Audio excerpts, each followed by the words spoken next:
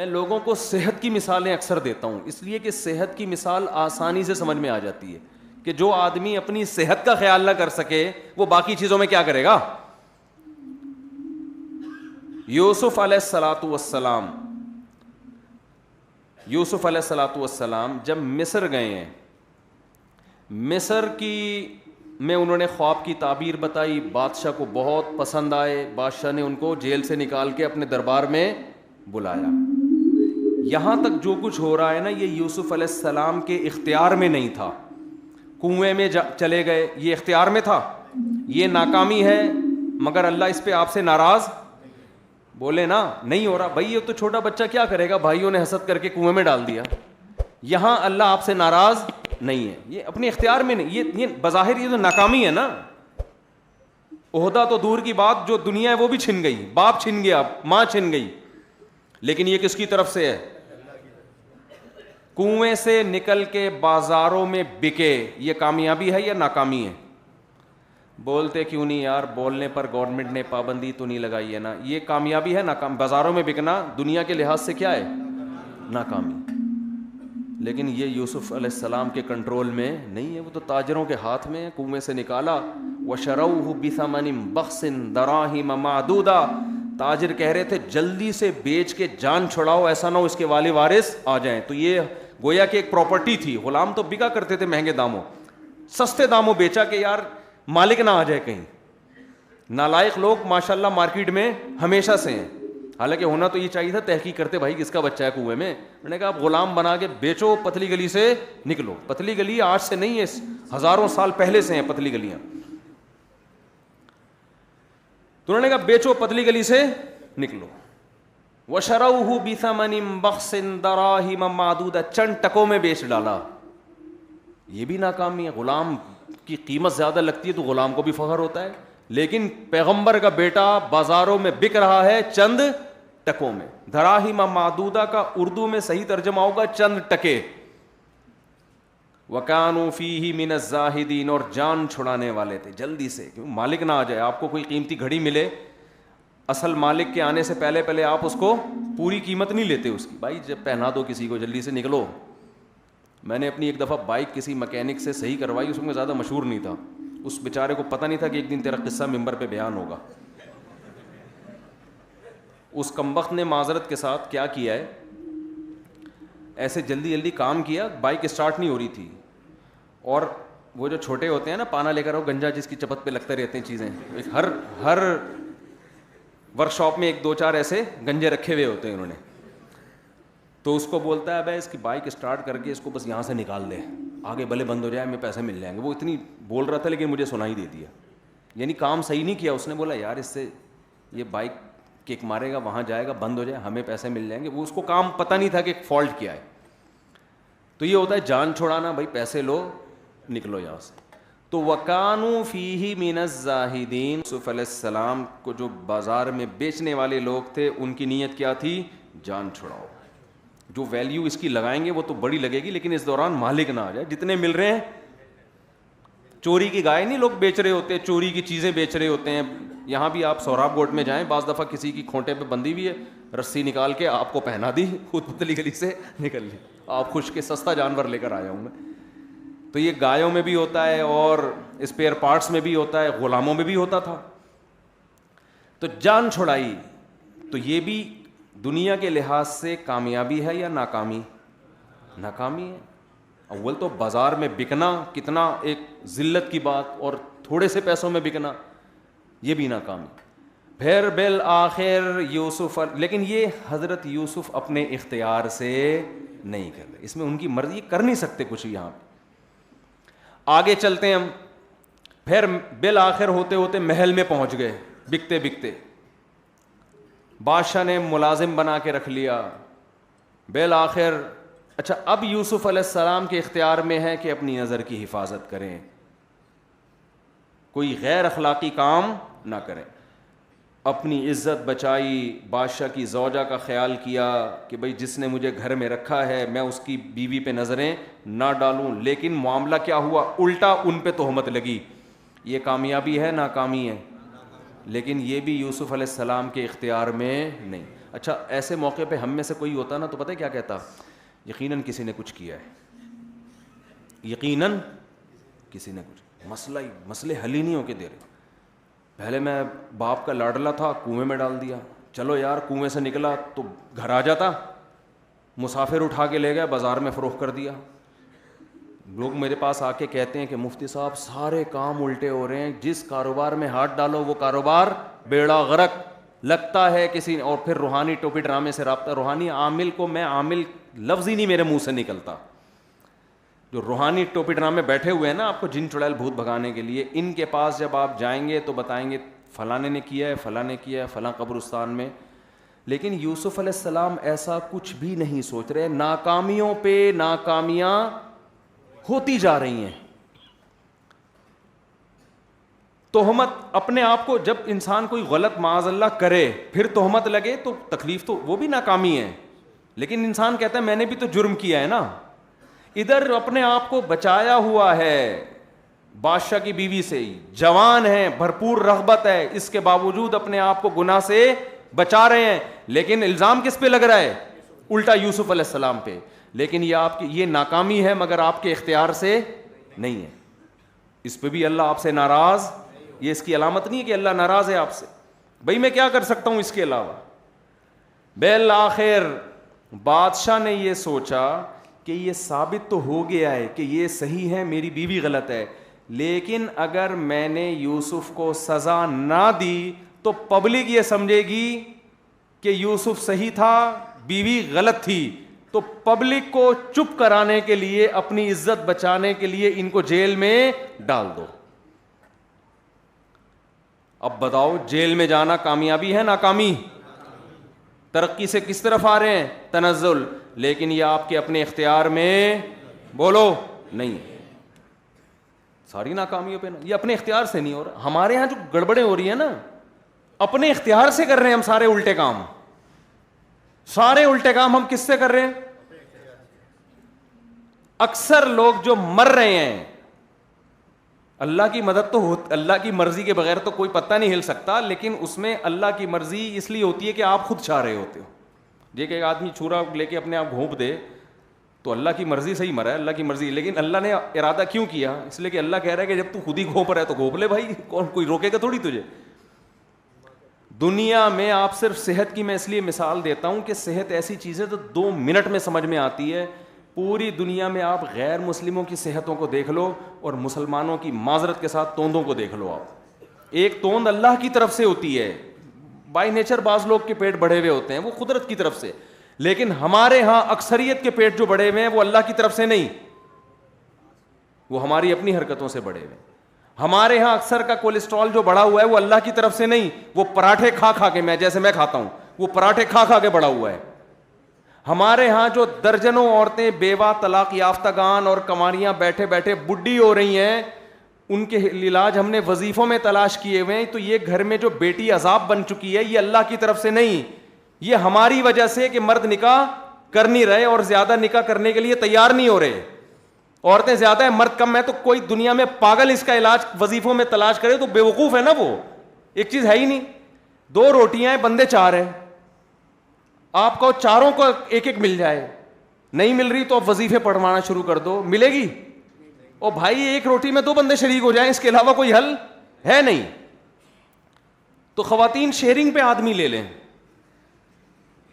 بھائی بندے اچھے رشتے مارکیٹ سے شارٹ ہیں تو جو ہیں وہ 4 عورتوں میں شریک ہو جائے. جب لوگ دبئی جاتے ہیں، مجھے ایک بات بتاؤ، دبئی میرا یہ ٹاپک نہیں ہے سمجھانے کے لیے، یہ سمجھانے کے لیے میں، دبئی جو لوگ جاتے ہیں نا مزدور لوگ، بیچاروں کو دہاڑی ملتی ہے، وہ کمرہ نہیں لے سکتے پورا رینٹ پہ، تو جس نے لیا ہوا ہے اسی سے آدھا لے لیتے ہیں. کیا خیال ہے بھائی؟ تو کرایہ دے ہی رہا ہے، آدھا میں دے دوں گا، آدھا کمرہ کسے دے دے؟ مجھے دے دے. بعض دفعہ ایک کمرے میں 4 مزدور سما جاتے ہیں، چاروں نے کمپرومائز کیا ہوا تھا. تو ہم خواتین سے کہتے ہیں رشتے نہیں ملیں گے، نہ وظیفے پڑھ کے نہ الٹے لٹک کے، کچھ بھی کر لو، سورہ مزمل کروڑ دفعہ پڑھ لو، بندے مارکیٹ میں ہیں ہی نہیں. تو جو بندے مارکیٹ میں ہیں انہی میں سے آدھا لے لو، آدھا اس کا ہو جائے گا، اس خاتون کا آدھا تمہارا ہو جائے گا. یہ اس کے علاوہ اور کوئی اس کا حل نہیں ہے. آپ جتنے مردی کروڑوں وظیفے پڑھ لو، یہ لڑکیوں کے مسائل حل نہیں ہوں گے. اسباب اختیار کرنا ضروری ہے, کسی بھی چیز کو لاجک سے سوچنا ضروری ہے. ان لاجیکل کام کرتے رہیں گے, وظیفے وہ فلاں بزرگ سے دعا بے, بھائی تو روٹی دو ہے, 4 آدمیوں کا پیٹ, وہ 2 روٹی کیسے بھرے گی یار؟ آپ اپنی طرف سے اس روٹی کو آدھا آدھا بانٹ دیں 2 میں, پھر آپ دعا کریں اللہ اس آدھے میں اتنی برکت دے دے کہ اس کا 4 پراٹھوں کے برابر پیٹ بڑھ جائے اس سے. تو اس کے علاوہ حل نہیں ہے. تو ان لاجیکل بات, ان لاجیکل کام, ہر کسی بھی کام کی کوئی لاجک نہیں ہے ہمارے. تو یوسف علیہ السلام بالآخر کہاں چلے گئے؟ جیل میں. یہ کامیابی ہے ناکامی؟ لیکن یہ کس کی طرف سے؟ یہاں ٹینشن میں نہیں آ رہے وہ. ہم ناکام بھی اپنی حماقتوں سے, اور پھر ٹینشن میں بھی اتنی آتے ہیں جیسے اللہ نے ہمیں یہ مصیبت میں ڈالا ہو. اور پھر اس کا علاج بھی یہ نہیں کہ جس کی وجہ سے ناکامی ہوئی ہے اس وجہ کو دور کرو, نہ نہ نہ, اس کا حل وظیفوں میں, روحانی علاج میں تلاش کر رہے ہوتے ہیں. کوئی نفسیاتی ڈاکٹر کے پاس بھاگ رہا ہے, وہ اپنے سے بڑے ڈاکٹر کو اپنی ڈپریشن کا علاج کروا رہے ہوتے ہیں. میں نے خود دیکھا ہے. تو یوسف علیہ السلام مستقل کس میں؟ ٹینشنوں میں, لیکن ڈپریشن کے پیشنٹ نہیں بن رہے. کیوں بھائی؟ یہ کس کی طرف سے ہے؟ اللہ کی طرف سے. بس جو اللہ کی طرف سے, اللہ ناکامی کے نقشوں میں کامیابی پیدا کر سکتا ہے. یہ چیز گورے کے پاس نہیں ہے. گورے کی کامیابی آپ کو نظر آتی ہے, ان کے ناکام لوگ مارکیٹ میں نہیں آتے. ان کے جو ناکام لوگ جب آپ جا کے دیکھو تو وہ خودکشیاں کرتے ہیں. یہ جو کہتے ہیں نا کامیاب لوگوں کی 7 علامتیں, جو یہ علامتیں گوروں نے کتابیں بڑی زبردست لکھی ہوئی ہیں, جس میں یہ علامتیں وہ کامیاب ہو جائے گا, تو وہ ان لوگوں کی مثالیں ہوتی ہیں جنہوں نے وہ کام کر کے کامیاب ہوئے. بہت سے ایسے ہوتے ہیں ان سے ڈبل کر کے بھی ناکام ہوئے ہوتے ہیں, کیونکہ کامیابی ناکامی کے اسباب آپ کے ہاتھ میں ہیں, نتیجہ اللہ نے کسی کے ہاتھ میں نہیں رکھا. آپ اسباب اختیار کر سکتے ہو دولت کے, صحت کے, کامیابی کے, ہوگے بھی کہ نہیں ہوگے یہ آپ کو معلوم نہیں ہے. یہ نہیں ہو سکتا, یہ آپ کے ہاتھ میں ہی نہیں ہے. تو اس میں یہی ہے کہ بھائی اللہ نے جیسا کرنا تھا ویسا کیا ہے, بس اللہ ایسا ہی چلائے گا ہمیں. یہی ناکامی ہی کامیابی ہے ہماری. تو یوسف علیہ السلام ان تمام ٹینشنوں سے گزر رہے ہیں, مگر نہ ڈپریشن میں جا رہے ہیں, نہ روحانی علاج کی فکر, نہ جن چڑیل بھوت بھگانے کی فکر, نہ یہ کہ میرے بھائیوں نے کچھ کر دیا میرے اوپر, کچھ بھی نہیں. اور پھر بالآخر اس کے بعد جب ایک خواب کی تعبیر بتاتے ہیں اور رہائی کا امکان بن جاتا ہے. خواب کی تعبیر بتائی, وہ تعبیر سچی نکلی. اس کو یوسف علیہ السلام نے کہا جا کے بادشاہ سے کہنا میرا تذکرہ کرنا تاکہ مجھے یہاں سے نکالے. اب دیکھو یوسف علیہ السلام کے پاس کامیابی کا ایک آپشن آیا, اس کو انہوں نے ضائع نہیں کیا. یہ نہیں کیا کہ میں جیل میں بیٹھا ہوں, اللہ ہی بس نکالے گا مجھے, تو جب نکالنا ہوگا نکال دے گا. نہیں آ رہی بات؟ میرا خیال جب اللہ نے نکالنا ہوگا, جو اللہ جیل لا سکتا ہے وہ نکال نہیں سکتا, تو مجھے بادشاہ سے سفارش کرانے کی کیا ضرورت ہے بھائی؟ ایک موقع ملا نا یوسف علیہ السلام کو, پورا واقعہ تو آپ کو معلوم ہے نا. 2 بندوں کو یوسف علیہ السلام نے خواب کی تعبیر بتائی. ایک کو بتائی تجھے لٹکا دیا جائے گا پھانسی پہ, دوسرے کو بتایا تو کیس سے بری ہو جائے گا, بادشاہ کو تو شراب پلایا کرے گا. یہ یوسف علیہ السلام نے تعبیر بتائی. پھر یوسف علیہ السلام نے بتایا جب تو رہا ہو کے جانا تو بادشاہ کے سامنے میرا تذکرہ کرنا کہ ایک قیدی ہے جسے آپ جیل میں ڈال کے بھول گئے ہو, بہت پرانا قصہ ہو گیا, تیری بیوی پہ تہمت لگی تھی, اب لوگ بھول چکے ہیں, اب تو مجھے نکالو. یہاں کامیابی کا ایک موقع یوسف علیہ السلام کے پاس آیا, مگر انہوں نے وہ ضائع ہونے نہیں دیا. اس موقع پہ یہ نہیں کہا مجھے اللہ پہ توکل ہے, میں مخلوق کے سامنے سفارش نہیں کروں گا, میں بادشاہ سے نہیں کہوں گا جس اللہ نے اب تک مجھے یہاں جیل میں رکھا ہے جب اس نے نکالنا ہوگا نکال دے گا. نا نا نا نا, جو آپ کے اختیار میں ہے اس سے آپ نے پیچھے نہیں ہٹنا. موقع ملا, بات بادشاہ تک پہنچائی جا سکتی ہے. لیکن ہوا کیا, جب وہ جس کو خواب کی تعبیر بتائی تھی وہ رہا ہو گیا تو فَأَنْسَاهُ الشَّيْطَانُ ذِكْرَ رَبِّهِ, وہ کمبخت یوسف علیہ السلام کا تذکرہ کرنا بھول گیا. دوبارہ کیا ہو گئے؟ مزید ایک ناکامی. لو بھائی فَلَبِثَ فِي السِّجْنِ بِضْعَ سِنِينَ, مزید کئی چند سال تک جیل کے اندر. کتنی ٹینشن کی بات ہے نا, یہ کتنی ٹینشن کی بات ہے یار. ایک چانس ملا تھا, وہ بھی ہم ہوتے ہم کہتے پرفیکٹ کسی نے کچھ کیا ہے, یہ جو مولانا طارق مسعود صاحب کہتے ہیں نا یہ کچھ ہوتا نہیں ہے, یہ کوئی حصار نہیں کھینچتا کوئی, یہ سب بیکار کی باتیں ہیں بھائی. کچھ کیا ہے تبھی تو سارے کام کیا ہو رہے ہیں, الٹے ہو رہے ہیں. یہ تو آج کل لوگوں کے ساتھ ہر گھر میں مسئلہ ہے. یار میں جس کام میں ہاتھ ڈالتا ہوں خراب ہو جاتا ہے. کنوارے مجھے تانے کرتے ہیں, یہاں کہتے ہیں ایک کنوارے نے جل بھن کے کہا یار لوگوں کی 4 ہو رہی ہیں, ہماری ایک بھی نہیں ہو رہی. یار کہہ رہے جہاں پیغام بھیجو رشتے والے آتے ہیں پتہ نہیں دیکھ کے چلے جاتے ہیں. کہہ رہے پہلے ہی انکار کر دے نا اتنا برا نہیں ہے, دیکھ کے انکار کرتے ہیں اس سے اور ٹینشن ہوتی ہے. بھائی دیکھے بغیر انکار کر دیتے, تعویل کر لیتے یار ان کو رشتہ چاہیے ہی نہیں, یہ ویسے ہی مذاق کر رہے تھے کہ ہمیں رشتہ چاہیے.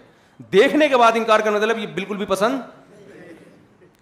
وہ سنا ہے بالکل, وہ بہت لوگ سن چکے, ایک اور دفعہ سنانے دیں یار, یہاں تو بالکل نیا مجمع ہے لوگ. ایک آدمی کہیں رشتہ لینے کے لیے گیا. اچھا یہ میں اب تک میں نے آدھا سنایا ہے, اب آج میں پورا سناتا ہوں. اب تک میں نے بیانات میں یہ قصہ آدھا سنایا ہے, اب میں اس کو پورا سنا رہا ہوں. ایک آدمی کہیں رشتہ لینے کے لیے گیا, لڑکی والوں نے بلایا, آ جاؤ بھائی بیٹھو. بات چیت ہوئی تو نہیں پسند آیا لڑکی کے ابا کو. تو یہ لڑکا جب گھر گیا تو لڑکی کے ابا نے اسے فون کیا. اس نے فون اٹھایا, جی کون؟ جی میں وہ بات کر رہا ہوں جن کی بیٹی کے لیے آپ آئے تھے. جی انکل. بھی بڑا خوش ہو گیا نا کہ شاید کچھ رسپانس دے رہے ہیں. جی انکل بیٹا میں نے آپ کو یہ بتانا تھا کہ آپ مجھے بالکل بھی پسند نہیں ہیں. کوئی بات نہیں انکل, ہوتا ہے, انسان ہے, کبھی کوئی پسند آتا ہے کبھی کوئی نہیں آتا. نہیں بیٹا میں آپ کو یہ سمجھانا چاہ رہا تھا کہ تھوڑا سا بھی آدمی کو پسند آتا ہے نا کسی بھی لحاظ سے, کسی بھی لحاظ سے, کوئی پرسنالٹی کے لحاظ سے, کبھی کسی کی آواز اچھی ہوتی ہے, کبھی کسی کی تنخواہ اچھی ہوتی ہے, کسی بھی لحاظ سے آپ بالکل بھی پسند نہیں آیا مجھے. چلیں کوئی بات نہیں انکل, ٹھیک ہے کوئی بات نہیں ہے, تو مقدر میں ہوتا ہے. بیٹے مقدر میں تو رشتے ہوتے ہیں, دیکھیں ہوتے ہیں رشتے, لیکن کچھ تو ہونا آدمی میں, کسی بھی لحاظ سے بالکل بھی پسند نہیں آیا. اچھا یہ میری وائف سے بات کریں, اب یہ تھوڑا سا خوش ہو گیا, شاید وہ انکار تو چلو ہو گیا لیکن کچھ پازیٹیو بات کر. جی بیٹا میں آپ کو یہ بتانا چاہتی تھی مجھے بھی آپ بالکل پسند نہیں.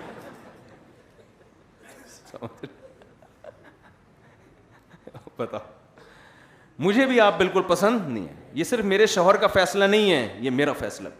اب اس کو یہ ہائپر ہونا شروع ہو گیا. تو بھائی کیا ہو گیا, نہیں پسند آیا تو ٹھیک ہے نا, انکار کر دو. نہیں بیٹا غصے ہونے کی ضرورت نہیں ہے, جذباتی ہونے کی ضرورت نہیں ہے. انسان کہیں سے تو تھوڑا سا اچھا لگتا ہے نا. بات یہ کہ بالکل بھی پسند نہیں آیا آپ مجھے. اچھا اس نے کہیں اور بھی نکاح کا پیغام بھیجا ہوا تھا, وہاں سے ہاں کے لیے فون آنے والا تھا کہ ہاں اوکے ہماری طرف سے, کہیں اور بھی بھیجا ہوا تھا. تو پھر لڑکی نے خود اس کو فون کیا, کہہ رہا میری بیٹی سے بات کریں. اس نے کہا چلو یار جس سے شادی ہونے والی شاید وہ ماں باپ کی مرضی نہ ہو. اس نے کہا مجھے بھی آپ بالکل بھی کہیں سے پسند نہیں ہے.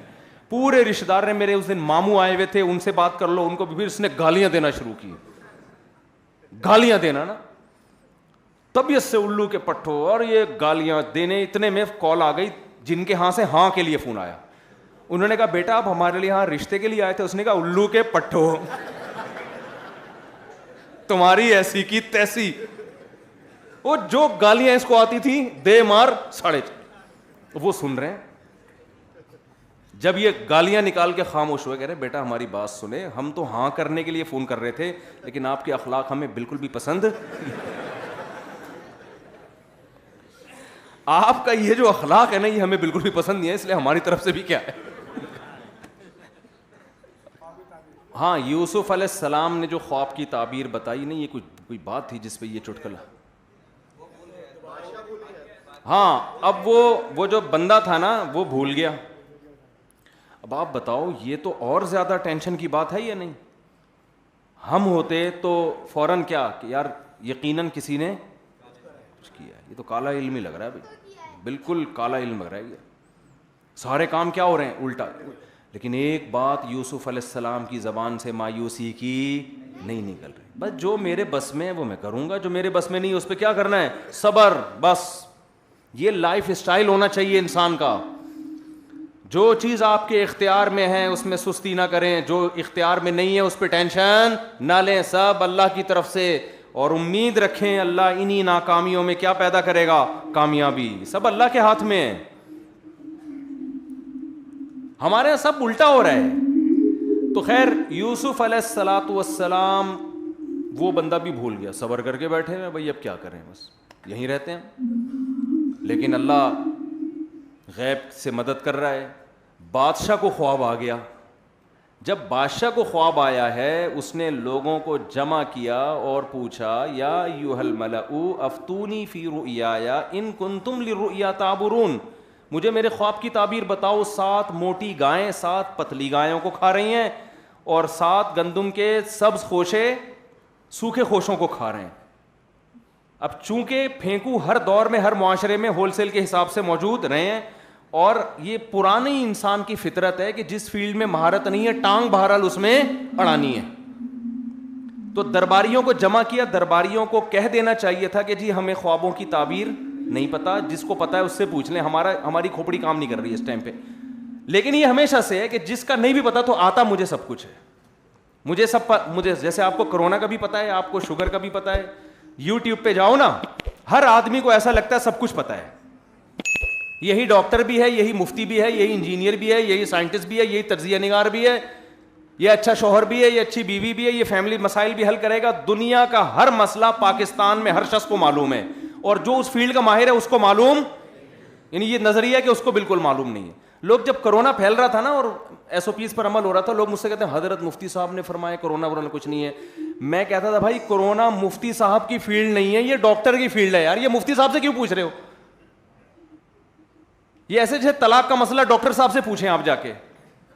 یہ مفتیوں کی فیلڈ نہیں ہے. اس میں حضرت جی نے فرمایا تو حضرت دامت برکاتہم نے فرمایا, تو بھائی یہ دامت برکاتہم کی فیلڈ ہی نہیں ہے, یہ ڈاکٹر کی فیلڈ ہے. یار کرونا کتنا خطرناک ہے, اس کے ایس او پیز کیا ہیں, کتنی احتیاطوں پر عمل ہوگا تو بچت ہوگی, نہیں ہوگا تو نہیں ہوگی. یہ جس کی فیلڈ ہے اس میں ٹانگ کیوں اڑا رہے ہو جا کے؟ لیکن ہمارا المیہ یہ کہ ہر آدمی ہر فیلڈ میں. ہماری ایک رشتہ دار خاتون ہے, ان کو نہیں پتا چلے گا, ان کے بارے میں بات کر رہا ہوں, نہیں پتا چلے گا انشاءاللہ.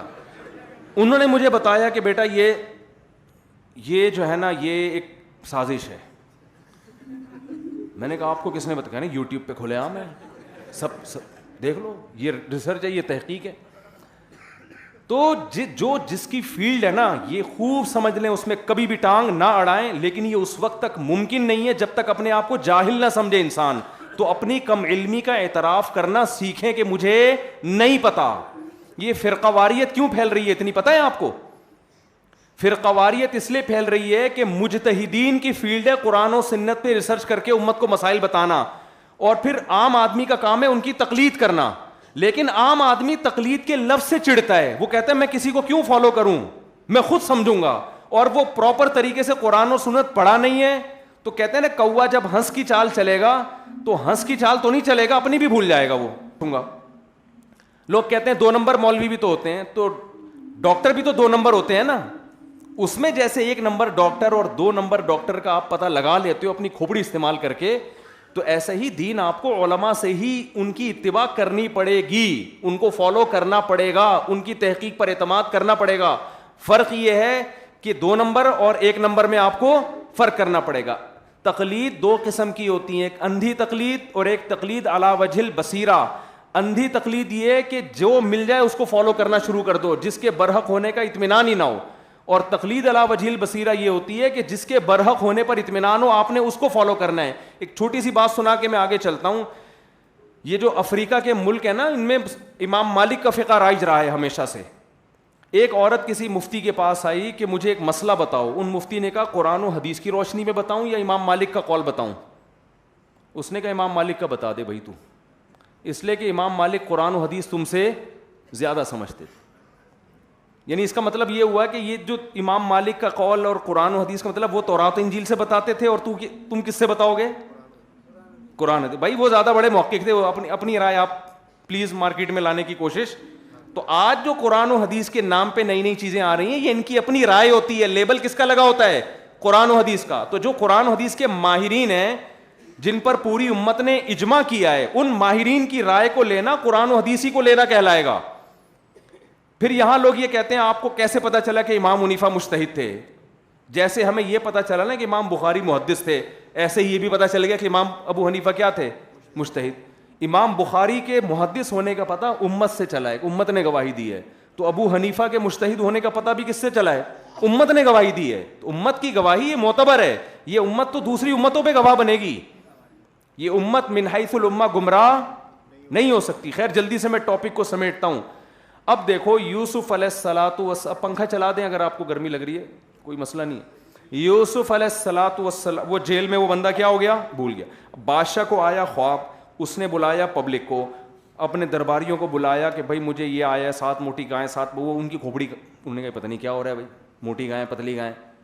تو انہوں نے کہا کہ اضغاث احلام, پراگندہ خیالات ہیں بادشاہ سلامت, آپ دن بھر سلطنت کی فکر میں ٹینشنوں میں سوتے ہیں تو ٹینشنیں ہی خواب میں آئیں گی. موٹی پتلی گائیں.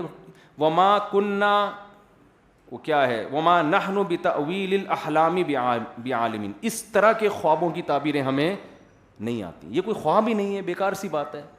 کوئی خواب آیا ہوتا تو ہم ضرور بتاتے. اب یہ نہیں کہہ رہے کہ بھائی ہمیں نہیں پتا, ہم نہیں بتا سکتے, لیکن یہ لفظ زبان سے نکالنا انسان کے لیے بڑا مشکل ہے کہ مجھے معلوم نہیں ہے. یہ انسان اپنی کم علمی کا اعتراف وہاں کرتا ہے جہاں اس کا دنیا کا نقصان ہو رہا ہو. ڈاکٹر کے سامنے مان لے گا کہ مجھے نہیں پتا, کیونکہ پتا ہے وہاں فنٹر بنے تو بیڑا غرق ہو جائے گا. جہاں دنیا کا معاملہ آ رہا ہو نا وہاں تو آدمی, ورنہ جہاں نہ ہو تو وہاں کوئی بھی نہیں مانتا کہ مجھے نہیں پتا, بھائی سب کچھ مجھے ہی پتا ہے بس. تو وہاں جو ہے نا وہ اس کو ایک دم یاد آیا کہ ابے مجھے بھی تو خواب کی تعبیر یوسف نے بتائی تھی اور بالکل صحیح نکلی تھی, تو انہی کے پاس جا کے پوچھنا چاہیے. فوراً پہنچا, بھاگتا ہوا آیا اور کہہ رہے یوسف ایھا الصدیق, اے میرے دوست. اب دیکھو اپنا مفاد ہے تو اب القابات لگا لگا کے یوسف علیہ السلام سے تعبیریں پوچھی جا رہی ہیں. یہاں سے یوسف علیہ السلام کی رہائی کا سلسلہ شروع ہوا.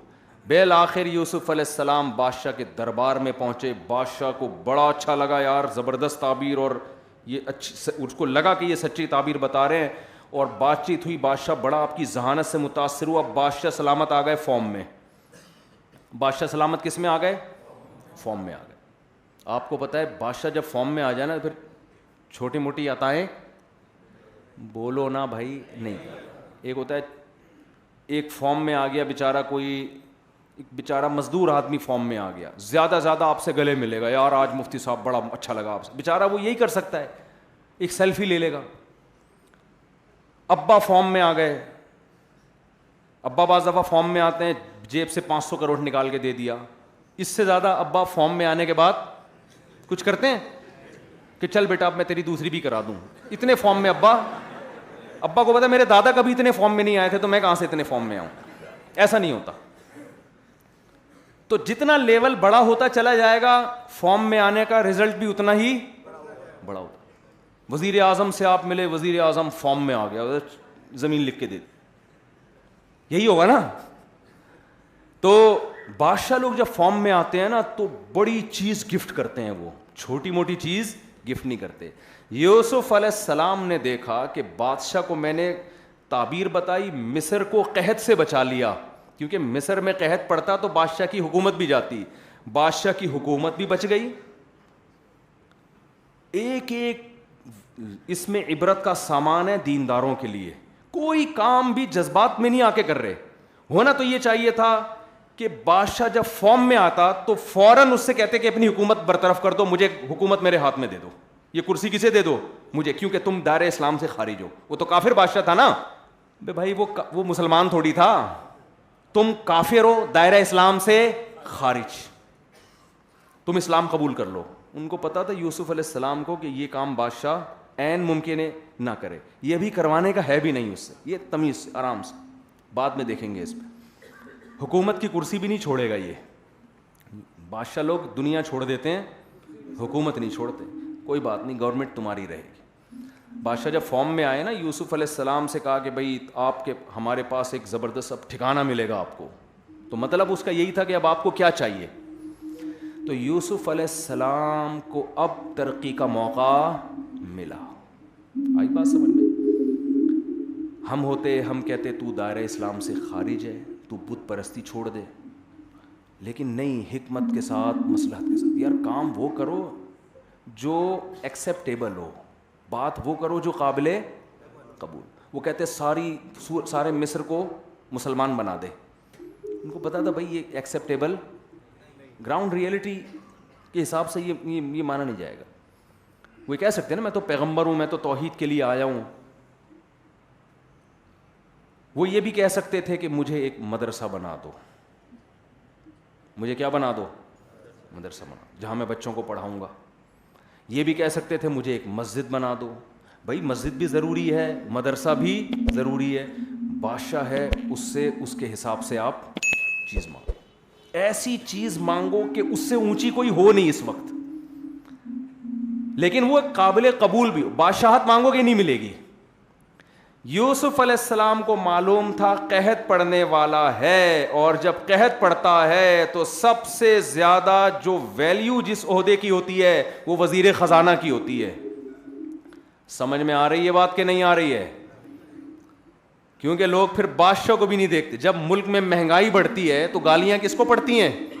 اصل تو جو معیشت کے ماہرین ہیں وہ ذمہ دار ہوتے ہیں نا. تم نے کیا فارمولا بنا کے گورنمنٹ کو دیا کہ بیڑا ہی غرق کروا دیا, صحیح ہے نا.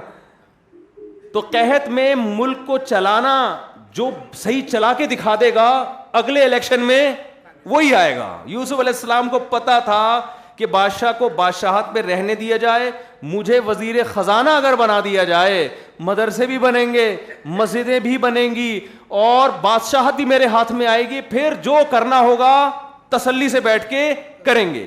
یہاں یوسف علیہ السلام یہ بھی نہیں کہہ رہے کہ مجھے عہدہ نہیں چاہیے, میں تو مجھے ایک چھوٹی سی خانقاہ بنا دو, چھپڑ میں بیٹھ کے اللہ اللہ کیا کروں گا, کونے میں اللہ اللہ کیا کروں گا, ایک خانقاہ کھولوں گا. نا نا نا نا نا, ابھی کامیابی کا موقع ملا ہے تو کامیابی کی جو انتہا جس کو سمجھ رہے تھے وہ موقع اپنے ہاتھ سے جانے نہیں دیا. فوراً کہا اجعلنی علی خزائن الارض, زمین کے جو خزانے ہیں ان کا نگران مجھے بنا دیں, وہ سارے میرے ہینڈ اوور کر دیں.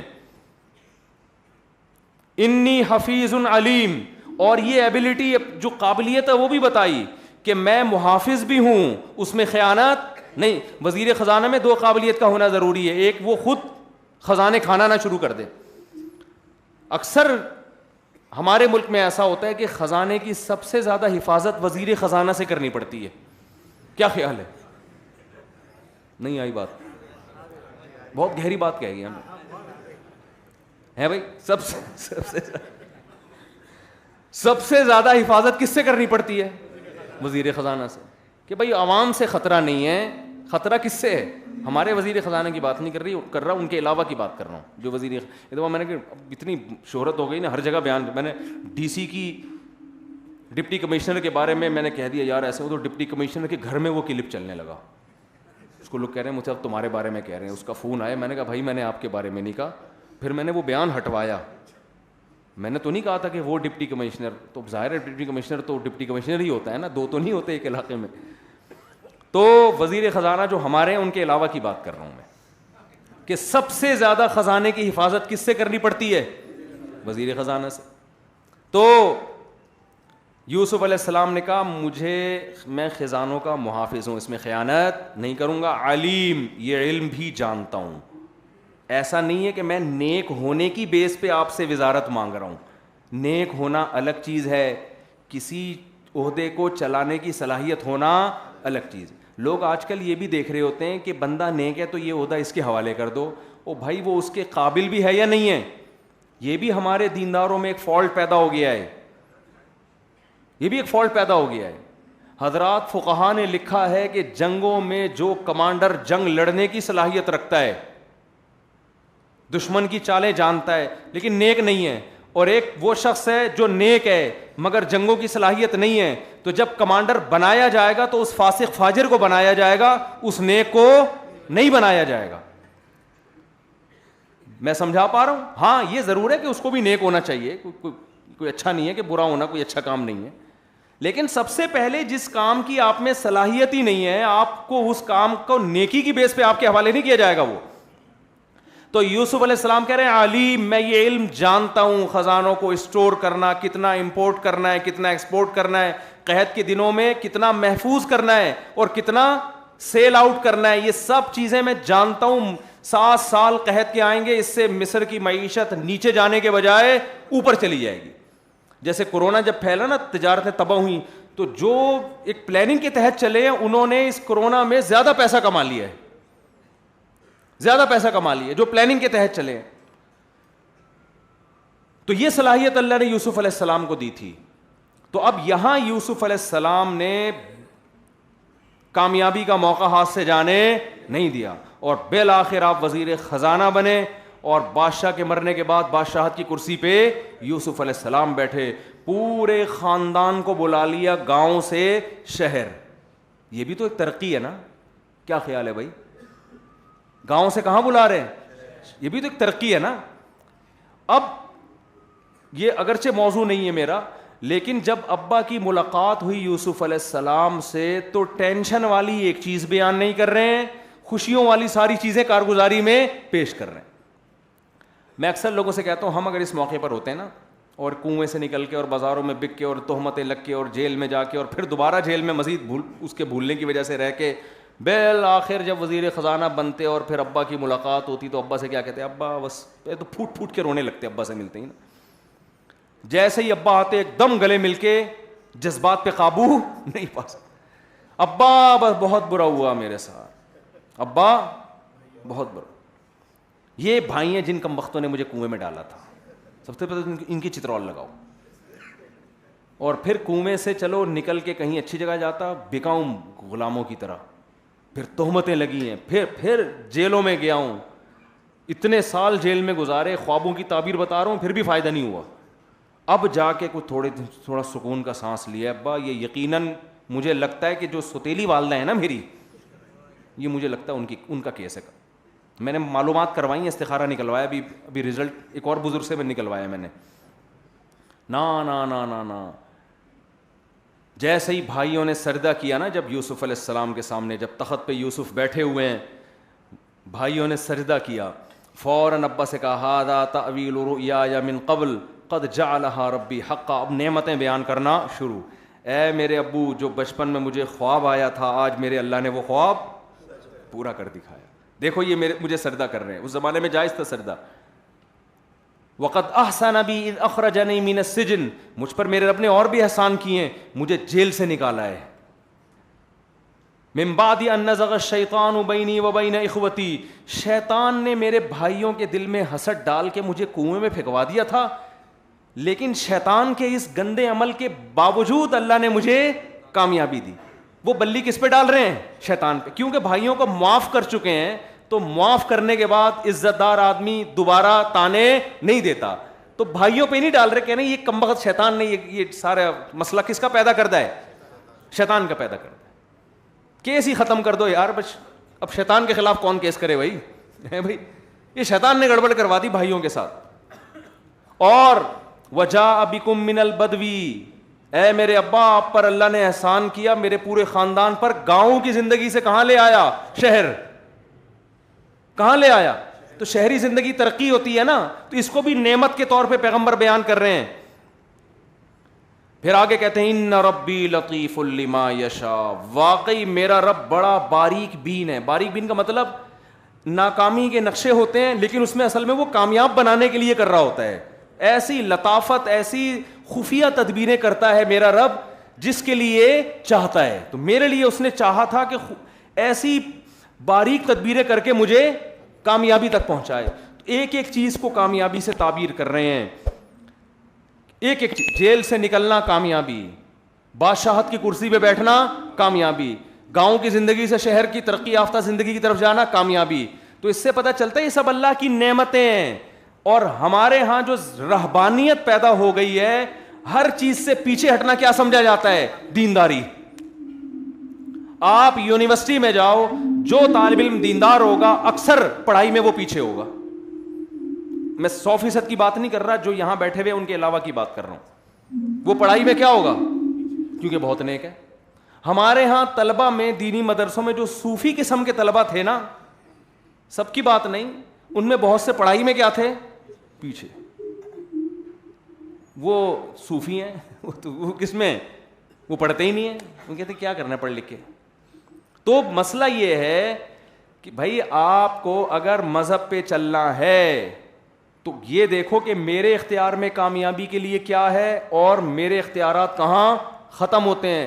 جو اللہ کا کام ہے اس میں آپ نے ہاتھ نہیں ڈالنا, اور جو آپ کی ذمہ داری ہے وہ آپ نے پوری کرنی ہے. یہ ہمارے مذہب کا حصہ ہے یہ.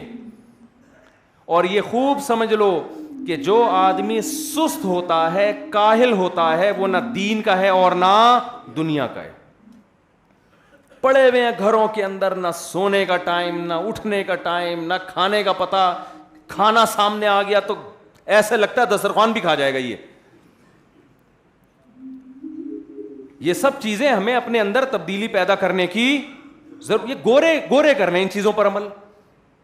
ایک صاحب نے مجھے گورے کا واقعہ بتایا کہ گورے سے میں نے ٹائم لیا, 10 منٹ یا آدھے گھنٹے کا ٹائم لیا. میں نے اس سے کہا کہ ملاقات کرنی ہے میں نے آپ سے. اب گورا جو ہے نا, وہ پڑھا لکھا گورا تھا, اس کا ایک زندگی کا ہدف ہے بھائی, اس کو سامنے رکھ کے زندگی گزارنی ہے نا. انہوں نے دنیا کو ہدف بنا لیا. ہمارا ہدف دنیا نہیں, ہم دنیا کے پیچھے چلتے ہیں آخرت کے لیے. وہ دنیا کے پیچھے چلتے ہیں دنیا کے لیے, لیکن وہ اپنی دنیا سے مخلص ہیں اور ہم اپنی آخرت سے شاید مخلص نہیں ہیں. انہوں نے مجھے بتایا کہ میں گورے سے ٹائم لیا, وہ بڑا مصروف آدمی, اس نے کہا بھائی ٹائم نہیں ہے, بڑی مشکل سے آدھے گھنٹے کا ٹائم لیا. اس نے ڈائری میں نوٹ کر لیا, کہہ رہے میں جب گیا تو ہم تو پاکستانی ہیں نا, جب جا کے بیٹھتے ہیں دھرنا مار کے بیٹھ ہی گئے, اٹھتے ہی نہیں ہیں کہ شاید اب یہ کباب بھی کھلائے گا, اب یہ کولڈ ڈرنک بھی کھلائے گا, اب یہ چائے بھی پلائے گا, اب یہ بھی کرے گا, وہ بھی کرے گا. کہ ہم اس چکر میں تھے. جیسے ہی آدھا گھنٹہ ہوا ہے نا, تو 25 منٹ جب ہوئے تو اس نے مجھے دروازے کی طرف کھسکانا شروع کر دیا, گورے نے خود ہی نا, کہ بھئی آدھا گھنٹہ آپ کا پورا ہونے والا ہے. کہہ رہے ہیں کھسکاتے کھسکاتے مجھے لاشعوری طور پر گیٹ سے باہر چلو بھئی آپ کا آدھا گھنٹہ کیا ہو گیا ہے, پورا ہو گیا. کیوں بھئی, اس کا ایک مقصد ہے. وہ سمجھ رہا ہے بھئی میں نے یہاں تک پہنچنا ہے, یہ میری زندگی کا ایک ہدف ہے. اس کے لیے اس نے اپنے ٹائم کو مینیج کیا ہوا ہے, اسکیجول بنایا ہوا ہے, ایک شیڈول بنایا ہوا ہے. اس میں اس کے پاس آدھا گھنٹہ ہی تھا آپ کو دینے کے لیے, لہذا وہ کامیاب ہے, دنیا میں کامیاب ہے. وہ الگ بات ہے کہ وہ حقیقت میں وہ ہے کامیاب ہے نہیں. دنیا میں کامیاب کا مطلب نظر آتا ہے کہ اس نے جو ہدف تھے وہ حاصل کر لیے ہیں, لیکن ہدف سے جو مقصد تھا وہ پھر بھی حاصل نہیں. اس کی مثال ایسے ہے جیسے ایک آدمی کہتا ہے میں 1 کروڑ روپے میں اپنی آمدن لا کے چھوڑوں گا. تو بھائی ٹھیک ہے, تیری آمدن 1 کروڑ روپے ہو گئی, لیکن اس 1 کروڑ کا مقصد تھا خوشی, سکون, ٹینشن نہیں, وہ پھر بھی ختم نہیں ہوئی. تو اس کا فائدہ کیا؟ تو وہ چونکہ آخرت نہیں ہے نا, اللہ کی رضا سامنے نہیں ہے, تو ترقی تو کر لی اس نے, مگر اس ترقی سے وہ خودکشیوں کا ریشو کم نہیں کر سکے بلکہ اور ڈبل ہو گیا ہے. وہ ڈپریشن کے مریض مارکیٹ سے کم نہیں کر سکے بلکہ ڈپریشن کی بیماری ان کے ہاں اور زیادہ بڑھ گئی ہے. وہ آپس کے وہ بڑے انہوں نے ورک شاپس کرواتے ہیں, تھینک یو سے بات شروع کرو, تھینک یو پہ ختم کرو, بہت محبت اخلاق, مگر لوگ اس کے بعد بھی اپنے ابا اماں کو گھر میں رکھنے کے لیے تیار نہیں ہے. وہ تھینک یو بہت بہت ان کے یہاں اخلاق آداب تمیز بہت ہے گوروں کے یہاں, لیکن جو حقیقت ہے کہ یار جو قریبی رشتے, میں اکثر کہتا ہوں یہ جو لبرل لوگ ہیں نا, ان کی اخلاق کی مثال ہوتی ہے جیسے ایئر ہوسٹس کی اخلاق. ایئر ہوسٹس آپ سے بہت محبت سے بات کرتی ہے, بہت تمیز سے بات کرتی ہے, آپ سمجھتے ہو بہت اچھے اخلاق کی ہے, لیکن بھائی اگر یہ اپنے ابا کے سے بھی ایسے ہی بات کر رہی ہے, اپنے شوہر سے بھی ایسے ہی بات کر رہی ہے, اپنے بھائیوں سے بھی, تو پھر تو بہت اچھے اخلاق ہیں. یہاں جو یہ مسکراہٹیں بکھیر رہی ہے تو یہ اچھے اخلاق نہیں ہیں, یہ کمپنی کی طرف سے آرڈر ہے. میں نہیں کہہ رہا سارے گورے اس پیسے لے کے مسکرا رہے ہوتے ہیں, لیکن جو آپ کے اخلاق کے سب سے زیادہ اہل ہیں وہ ہیں جنہوں نے آپ کو, جو آپ کی زندگی کا ذریعہ بنے. جو ریلیشن ہے نا, قریبی رشتے, وہ ختم ہو چکے ہیں وہاں پہ. تو اس لیے آپ جتنے نوجوان حضرات یہاں بیٹھے ہیں میرے بھائی, آپ اپنی زندگی کا ایک ہدف بناؤ. ایک آخری بات کر کے بس بیان ختم کرتا ہوں. دیکھو ایک آدمی